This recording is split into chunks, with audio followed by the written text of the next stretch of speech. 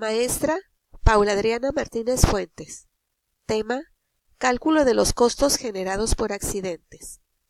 Después de haber analizado el modelo estándar moderno o de Simon, procederemos al cálculo de los costos generados por accidentes de trabajo. Te invito a que escuches muy atentamente el siguiente caso práctico de un accidente de trabajo ocurrido en los Astilleros Unidos de Mazatlán. Empezó como un día normal en el astillero. Los obreros iniciaron sus labores en el remolcador con tecnología alemana que se estaba construyendo y ya estaba en su etapa casi final, pues eran varias semanas desde que se había botado y amarrado al muelle. Proseguían con los detalles que muchas veces son más complicados y tardados. El programa de actividades se estaba ajustando cada vez más. Muchos de los trabajos habían pasado de ser realizados de la manera normal a ser hechos a destajo para acelerar aún más su terminación. Esto tenía su razón de ser. Se eliminaba el pago de tiempo extra y se pasaba a los obreros la presión de terminar los contratos que se esforzaban por acabarlos en el menor tiempo posible, y así les quedara de ganancia una cantidad mayor. Pero estas medidas no eran suficientes. A juicio de los altos mandos de AUMAS, se consideró que los trabajadores sindicalizados no podrían con todos los compromisos y fechas de entrega, así que se autorizó la entrada a contratistas externos para trabajos específicos. Uno de esos trabajos era limpiar y pintar los espacios destinados a hacer los tanques que servirían para almacenar agua potable para diversos usos en la operación del remolcador. Tenía que realizarse muy bien para que el agua no oxidara los mamparos, estructuras y forro del casco. Se llevó a cabo el trabajo, pero algo sucedió. Quizá la pintura se aplicó no en los días estipulados y se atrasó. O tal vez era urgente acelerar todavía aún más el ritmo de trabajo. Y así, ese jueves 16 de mayo de 1991 pasó lo que tiene que pasar cuando no se toman en cuenta todos los factores de seguridad en las empresas. Era un poco más de las 10 de la mañana, en la cubierta principal, en la parte de proa de la caseta, un obrero, Hipólito López, tubero categoría B, se esforzara por poder instalar la placa de identificación del barco. Para esto, tenía que colocar la placa ovalada de bronce en la cara exterior del mamparo ubicado más a proa. Tenía también que pararse sobre la escotilla abierta que daba acceso al pañol de almacenamiento y a los camarotes. Pero se le dificultaba, pues casi siempre había sido ayudante y no tenía la experiencia necesaria. Desesperado ante esto, el jefe de supervisores de tubería, Humberto Satarain, le pidió que se quitara para explicarle cómo hacer la tarea que le había asignado. Acto seguido, se apoyó en la parte superior de la escotilla y pacientemente le dijo cómo marcar donde tenía que barrenar y macholear. Abajo, en el área destinada a los camarotes, un grupo de carpinteros laboraba para construir los compartimentos en los que la futura tripulación pudiera descansar de sus jornadas de trabajo. Algunos toman medidas y salen para cortar las piezas en su taller. Otros aprovechan para ir a beber agua, pues el calor es muy intenso y más en un espacio confinado como en el que están. Hay algunos ventiladores, pero aún así sudan profusamente. Isabel Flores, uno de los carpinteros más experimentados, prefiere quedarse un poco más para avanzar en su trabajo. Pero además de los carpinteros, hay obreros de otras especialidades. Uno de ellos, aplicador y de apellidos Chico Corrales, se dedica a pintar los detalles en la estructura antes que la madera de pino y de triplay los oculte. Más hacia proa, en esa misma cubierta, ubicada debajo de la caseta, un soldador recibió instrucciones: colocar pinchos para sujetar la fibra de vidrio que permitiría que esa área no se calentara demasiado. Ese soldador era conocido como el amigazo. Mientras tanto, abajo de él, en el tanque, el calor había estado aumentando y provocaba que la pintura emitiera gases al estarse secando. Quizá le habían aplicado demasiado thinner a la mezcla. Tal vez una cubeta de ese líquido había quedado destapada, olvidada por los pintores contratistas. Entre los soldadores se dijo después que el supervisor de soldadura, al que apodaban el Mosco, casi obligó a trabajar a ese espacio a uno de los trabajadores a su cargo. Después todos callaron y nadie lo volvió a mencionar. Lo que sí se sabe es que a las 10:16 de ese jueves, 16 de mayo de 1991, todo cambió para los trabajadores de Astilleros Unidos de Mazatlán. El amigazo procedió a soldar los alambres. Cada una de las piezas necesitaba un pequeño punto de soldadura para quedar fijo en la placa superior en los mamparos. Al hacer contacto la varilla de soldadura con la placa metálica, unas cuantas chispas salieron despedidas en todas direcciones. Algunas cayeron por el registro en el piso que no tenía tapa para poder permitir la ventilación del tanque para agua dulce. Eso fue suficiente para provocar una reacción. El gas acumulado se inflamó y se expandió en una ola expansiva de calor sumamente intenso que buscó avanzar por donde fuera posible. Fue casi instantánea y los trabajadores no tuvieron tiempo de reaccionar.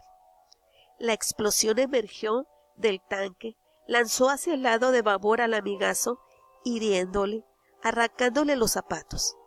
Quizá el mandil de cuero lo protegió de la muerte. Quedó lastimado, desconcertado y casi inconsciente en ese rincón. No sucedió lo mismo con otras víctimas. La explosión subió buscando salir por la escotilla de proa donde se encontraba el carpintero Humberto Sataray. Fue tal la fuerza expansiva que lo levantó como si una mano enorme de fuego lo tomara, mientras su overol azul se desintegraba. Pasó sobre la borda y cayó al agua, golpeándose con una panga que estaba amarrada en el muelle. Pero no había perdido solo el overol, también su epidermis, y el agua del mar le empezó a provocar tremendos dolores en las quemaduras. El personal que estaba en esos momentos en el muelle no lo reconocía, había perdido su bigote y su pelo. El sufrimiento que sentía era indescriptible. Solo hasta que empezó a pedir ayuda a su hermano el Catrín, supieron quién era. Algunos compañeros se lanzaron al agua para rescatarlo. Querían subirlo a la panga. El muelle estaba muy alto, pero se le resbalaba por la falta de epidermis. Por fin lo lograron y llevaron la panga remando hasta la zona del varadero. En la cubierta había quedado aturdido Hipólito López. La explosión pasó frente a sus ojos, no lo hirió, pero sí lo lanzó de espaldas, y así quedó tirado por algunos momentos sin saber qué había pasado. En el interior del barco, la explosión buscó otras salidas y avanzó casi en forma horizontal hacia popa. En su camino se encontró con Chico Corrales e Isabel Flores. Los lanzó y los derribó y les quemó en un instante los uniformes de color caqui. Sus epidermis, como en un cuadro de terror, quedaron pegadas en la estructura del barco. La explosión siguió avanzando. Subió y derribó a 5 obreros que con menor fuerza. A uno les quemó la espalda y a raíz de eso tendrían una enorme cicatriz. El resto tuvo quemaduras de segundo grado en el 60% de su cuerpo. Después del concierto general, se envió gente a inspeccionar el barco que ya había sido abandonado por todo el personal. Se hablaba de una enorme cantidad de muertos en el interior, lo que no era realidad. Sin embargo, se empezó a sacar a los heridos, algunos en camilla. Fue impresionante ver a algunos de ellos salir por su propio pie, pero en un estado lastimoso, sin uniforme que cubriera sus cuerpos heridos. En total, fueron 3 pintores accidentados, 5 soldadores y 4 carpinteros. Se intentó echar a andar la ambulancia con la que se contaba en esa época, pero fue inútil. Tuvo que llamarse a los servicios de emergencia para transportar a todos los lesionados al Instituto Mexicano del Seguro Social. Mientras, entre los trabajadores sindicalizados, Empezó a correr el rumor de la existencia de más cuerpos entre los escombros. La revisión a fondo demostró lo contrario, pero lo que encontraron no olvidarían jamás la magnitud del daño del barco en la zona más perjudicada, los camarotes, con una pérdida total por la cantidad de 1.563.768 pesos. Había entre todo el desorden pedazos de madera destrozados, cascos de seguridad rotos, herramientas tiradas, muchísimo polvo y un horrible olor a materia orgánica quemada. Para estar completamente seguros, se pidió que cada supervisor de todos los departamentos reuniera a su gente e hiciera pase de lista y comprobara que no faltaba nadie. A la esposa de uno de los 3 heridos más graves, Chico Corrales, los directivos le informaron directamente de lo sucedido. Tanto como lo vivido en las horas previas, se seguía sintiendo el drama. Los rumores empezaron a correr por toda la ciudad y todas las familias de los trabajadores tuvieron su cuota de preocupación, incertidumbre y miedo que se apagó cuando los obreros llegaron cada uno a sus hogares. En el transcurso del día ya no se realizaron labores, imposible después de algo así.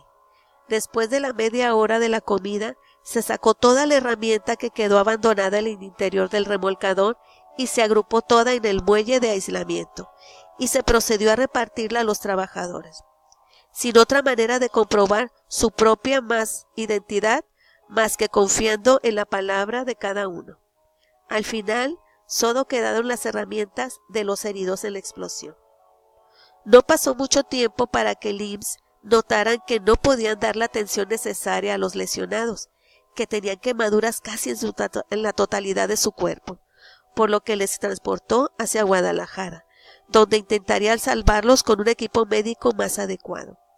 Los costos por consulta médica sumaron 5.876.638 pesos. Pero fue en vano. Fallecieron Humberto Sataray, Isabel Flores y Chico Corrales.